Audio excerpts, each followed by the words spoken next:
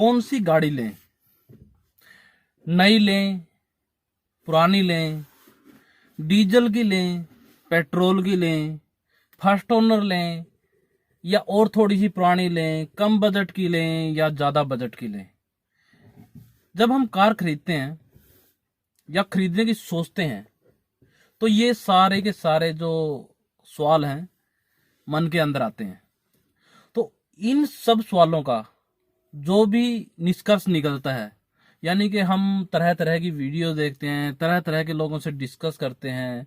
और फिर एक लास्ट डिसीजन लेते हैं कि हम ये गाड़ी। आज की इस वीडियो के अंदर जो भी बात होंगी वो होंगी specially for second hand car lover के लिए, क्योंकि सेकंड हैंड कार लवर जो होते हैं वो 60% जो अपनी पॉपुलेशन है, जो कार लवर्स है, वो 60% ऐसे हैं जो सेकंड हैंड मार्केट के अंदर से कार लेना चाह रहे हैं, और 40% होते हैं जो कि भाई नई कार में अपना पैसा लगाना चाहते हैं, क्योंकि उनको पता होता है कि भाई उनका रिक्वायरमेंट ही उस तरह का होता है कि भाई 4-5 साल वो गाड़ी के अंदर कोई भी कमी नहीं चाहते। बिजनेसमैन होते हैं या कोई सैलरीड पर्सन होते हैं कि भाई 5-7 साल तक उस गाड़ी को अच्छी तरह चलाएंगे, उसके बाद फिर उसको सेल कर देंगे और उसके बाद फिर ब्रांड न्यू ले लेंगे। इस तरह से मार्केट अपना रन करता है। तो आज की जो ये वीडियो है, ये वीडियो होती है, ये स्पेशली है सेकंड हैंड कार लवर के लिए, क्योंकि भाई वो कार को लेने से पहले क्या चीज का चेक करें, यानी कि एक इंस्पेक्शन होता है ना कि भाई आप सेकंड हैंड कार ले रहे हो। सेकंड हैंड कार तो दुनिया भर की मिल जाएंगी, लेकिन आप लेने के बाद ये तो है नहीं कि आप उस कार को परमानेंट अपने पास रखोगे उसकी लाइफ पूरी होने तक। आप भी साल 2 साल 4 साल बाद उसको बेचोगे, तो उस टाइम आपको दिक्कत ना आए सेल करने में। तो उन्हीं चीजों के बारे में आज डिस्कस करेंगे कि भाई आपको किन किन चीजों का ध्यान रखना है जब आप कोई सेकंड हैंड कार लेते हैं। तो चलिए, स्वागत है आप सभी का मेरे यूट्यूब चैनल कार नॉलेज में, और इस वीडियो को शुरू करते हैं। और हाँ, ये वीडियो आप लास्ट तक जरूर देखिए क्योंकि आपके लिए बहुत ही बेनिफिशियल होगी। दोस्तों, सबसे पहला अगर पॉइंट हम बात करते हैं सेकंड हैंड कार के अंदर, तो सबसे पहले आप चेक कर लीजिए कि भाई आप कार की एज, यानी कि जितना हो सके अपर मॉडल में ही इन्वेस्ट करें। कि भाई अगर आज 2019 है तो मान के चलिए कि भाई कम से कम भी 2015 से नीचे तो जाना ही नहीं, 15 से ऊपर ऊपर 16-17 जितना भी हो सके वो आप कार को चूज कीजिए। नंबर दूसरी बात करते हैं हम जो अपना ब्रांड में आप सिंपल सी बात है, ऐसा ब्रांड चूज कीजिए जिसकी रिसेल वैल्यू मार्केट के अंदर अच्छी खासी चलती है, और यानी कि इतनी दिक्कत नहीं करती कि भाई रिसेल करने में इतनी ज्यादा दिक्कत आती है। तो इसमें जैसे अपने 2-3 ब्रांड हैं जो इंडियन मार्केट के हिसाब से मान के चलिए कि भाई एक मारुति सुजुकी, अपना हुंडई, और आजकल वैसे रिनॉल्ट की क्विड वगैरह ये भी अच्छी मार्केट कर रखी है, तो इसका भी रिसेल वैल्यू लगभग धीरे धीरे करके मिलने लग गया है। तो इन चीजों के यानी कि ब्रांड को भी आप एक इसके अंदर चूज कीजिए कि भाई आपको कौन सा ब्रांड लेना है। नंबर तीसरी अगर बात करते हैं तो कार की ओनरशिप, हमेशा ये इंश्योर कीजिए कि फर्स्ट ओनर कार खरीदने की कोशिश कीजिए ज्यादा से ज्यादा, क्योंकि जब आप फर्स्ट ओनर कार खरीदते हैं तो आप ऑटोमेटिकली सेकंड ओनर हो जाते हैं, और सेकंड ओनर के बाद जब आप दोबारा से रिसेल उसको सेल करेंगे तो आपको यानी कि जो तीसरा बंदा आपसे खरीदेगा वो थर्ड ओनर हो जाएगा, और उसके बाद कार की वैल्यू ऑटोमेटिक कम हो जाती है, चाहे कार की कंडीशन कैसी भी क्यों ना हो। तो इस चीज को थोड़ा इंश्योर कीजिएगा कि भाई आप जितना हो सके फर्स्ट ओनर की कार को खरीदिएगा। नंबर चौथा पॉइंट अगर बात करते हैं किलोमीटर्स की, यानी कि एक कार कितने किलोमीटर चली है। मान के चलिए मेरी कार है, 1 साल हो गया, अभी तक 4000 किलोमीटर चली है, तो इस कार को कोई मैं सेकंड हैंड कार के रूप में बेचूंगा तो इसमें उसको कोई दिक्कत आनी नहीं है। लेकिन अगर आप किसी बिजनेसमैन कार की खरीदते हो, 1 साल के अंदर अगर वो 40,000 किलोमीटर चला दे तो फिर दिक्कत आ जाएगी ना। तो इसलिए आप कार के किलोमीटर को जरूर देखिए, यानी कि उसको बिल्कुल चेक कीजिए कि भाई वो कार कितने किलोमीटर चली है। जेन्युइन किसी मैकेनिक को साथ में लेकर या कि कहीं से भी आप किसी जानकार को लेकर जाएं और उस कार के किलोमीटर चेक करें, और हो सके तो 1 लाख से नीचे नीचे अगर कार कोई चली है तो उसको आप परचेज कर लीजिए, क्योंकि कार की कम से कम भी मान के चलिए 2 लाख तक तो कोई कार के अंदर प्रॉब्लम आती नहीं है। 2 लाख के ऊपर कार में कुछ न कुछ इंजन में प्रॉब्लम छोटी मोटी आनी शुरू होती है। तो इसलिए 1 लाख से नीचे की जो भी कार है वो आप परचेज कर लीजिए, कोई ऐसी दिक्कत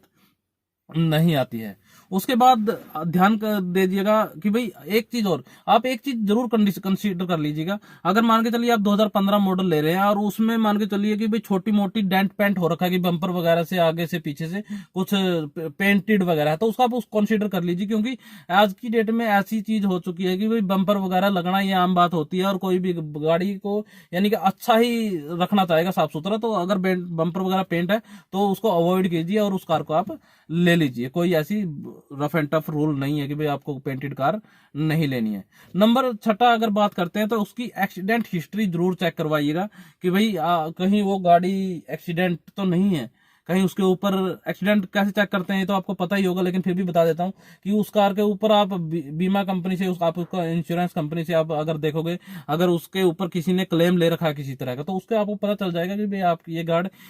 कार जो भी है ये एक्सीडेंटेड थी, इसके ऊपर क्लेम लिया हुआ है, ये आपको इंश्योरेंस कंपनी से पता चल जाएगा। अगर इंश्योरेंस कंपनी से मान के चलो कि भाई बंदे ने बाहर आउटसाइड ही करवा रखा है कि ज्यादा एक्सीडेंट हो चुका है बाहर, यानी कि इंश्योरेंस कंपनी को बिना बताए अपने आप ही रिपेयर करवा लिया, तो आप तो किसी मैकेनिक को ले जाइएगा और वो 100% है कि भाई अगर एक्सीडेंट कार है तो उसका पता चल ही जाता है कि भाई ये कार एक्सीडेंटेड है। उसके बाद बात करते हैं क्राइम हिस्ट्री की। मैं ये थोड़ा फास्ट इसलिए बोल रहा हूँ क्योंकि धीरे धीरे करके वीडियो बहुत लंबी हो जाती है। इसके बाद बात करेंगे हम क्राइम हिस्ट्री की। तो क्राइम हिस्ट्री की एक रिपोर्ट होती है सेल करने, जब भी आप कार लेने जाते हैं तो उस हिस्ट्री की वो यानी कि क्राइम हिस्ट्री पक्का उस कार की ले लीजिएगा, और एक एफिडेविट जरूर बना लीजिएगा कि भाई आज के बाद इससे पहले जो भी एक्टिविटी हुई है इसके कार के साथ उसका रिस्पॉन्सिबल मेरा पुराना ओनर है, और उसके बाद यानी कि आप एफिडेविट में करोगे कि भाई उसके बाद मैं इस कार का फुली रिस्पॉन्सिबल। एक पॉइंट और है वो एडिशनल है कि भाई आप जल्दबाजी ना करें, कभी भी कार को सेकंड हैंड कार खरीदते हैं तो कभी भी जल्दबाजी ना करें। और उस यानी कि आपने मान के चलो अल्टो केटन देख ली, स्विफ्ट देख ली, होंडा सिटी देख ली, बलेनो देख ली, सारी देख ली, तो आप उसके अंदर कंपैरिजन करें कि भाई मेरे को कार खरीदने में अंदर यानी कि उसके अंदर सीट कवर कैसे है, उसके अंदर टायर कैसे हैं, टायर की कंडीशन कैसी है, क्योंकि भाई वो कितने साल और चलेंगे, उसका इंश्योरेंस हो रखा है या कब तक वैलिड है, या उसके अंदर एसेसरी क्या क्या एडिशनल एसेसरी कार के अंदर फिट कर रखी हैं। यानी कि ऐसी बहुत सारी चीजें हैं कि भाई जो आपको इंश्योर करनी पड़ेगी सेकंड हैंड कार खरीदते टाइम। ये मतलब हार्ड एंड फास्ट मत कीजिएगा कि भाई मेरे को आज कार खरीदने का मूड बना के गया और मैं कार खरीद के लेके आ गया। नहीं, आप कार को खरीदने से पहले ढंग से पूरा इंस्पेक्शन कीजिए, एक चेकलिस्ट अपने आप बना लीजिए कि भाई मेरे को ये तो बेसिक चीजें होगी। आपको गाड़ी का मॉडल यानी कि गाड़ी की एज चेक करनी है कि भाई कितने साल की ये चली है, इसके बारे में बाद में इसका ब्रांड, सिंपल सी बात है, जिसकी रिसेल वैल्यू मार्केट के अंदर ज्यादा है वो आप ब्रांड चूज कीजिए। नंबर 3 इसके अंदर जो भी ओनरशिप है वो फर्स्ट ओनर कार लेने की कोशिश कीजिए जितना हो सके। उसके बाद अगर बात करते हैं आप इंश्योरेंस, गाड़ी का इंश्योरेंस कब तक वैलिड है, यानी कि अगर आपको मान के चलो आज कार ली और आप अगले दिन ही इंश्योरेंस आपको करवाना है तो सिंपल सी बात है वो कॉस्ट ऑटोमेटिक बढ़ जाएगी आपकी कार की। ये चीज हमेशा ध्यान में रखिएगा कि भाई मान के चलो आप 2 लाख की कार ले ली है और उसका इंश्योरेंस अगले दिन ही खत्म हो रहा है या महीने बाद खत्म हो रहा है, तो सिंपल सी बात है 20,000 रुपए का आगे मान के चलिए कि आपको करवाना पड़ेगा ना इंश्योरेंस। और उसके बाद कार की जो कंडीशन, ये क्या बोलते हैं अपने टायरों की कंडीशन है, तो यानी कि टायर कितने चले हुए हैं, कि भाई बिल्कुल टायर खत्म हो गए कि भाई जैसे आप कार लेंगे तो उसके बाद आपको एकदम टायर चेंज करवाने की नौबत आएगी। तो इन चीजों का थोड़ा ध्यान रखिएगा, और आशा है कि भाई आप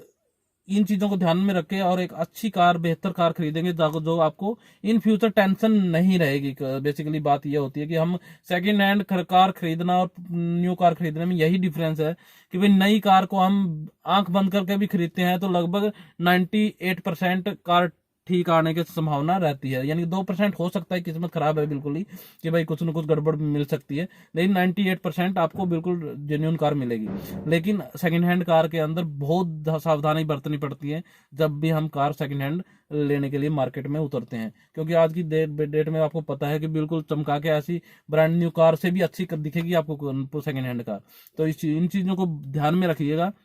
और अगर आपको ये वीडियो थोड़ी सी हेल्पफुल लगी है तो कृपया करके लाइक कर दीजिए और चैनल को सब्सक्राइब जरूर कर दीजिएगा, क्योंकि इसी तरह की बेसिक जो बातें होती हैं, क्योंकि मैं कंपनी वालों की तरह ये ऐसी बातें नहीं करूंगा कि भाई बिल्कुल जो यानी कि